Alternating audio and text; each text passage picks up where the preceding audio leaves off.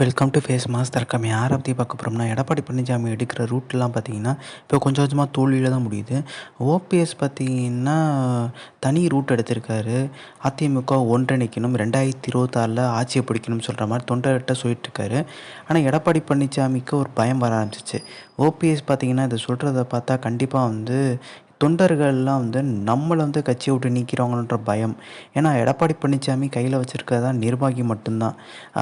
தொண்டர்களை பார்த்தீங்கன்னா சமாதானப்படுத்தவே முடியாது.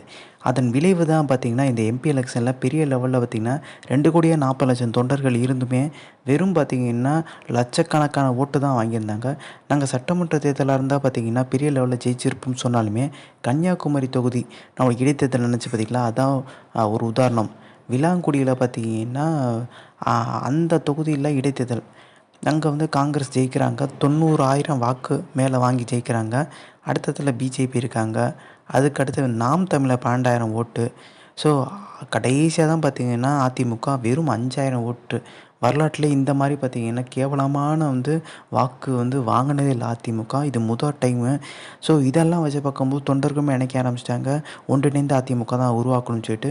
இப்போ ஓபிஎஸ் எடுத்திருக்க புது ரூட் என்னன்னு பார்த்தீங்கன்னா சசிகலா சந்திக்கிறது, அதே மாதிரி தொண்டர்களை சந்திக்கிறது. இதன் விளைவு எடப்பாடி பழனிசாமி இல்லாத அதிமுக உருவாக்குன்றாங்க. ஸோ இந்த இன்ஃபர்மேஷன் லைக்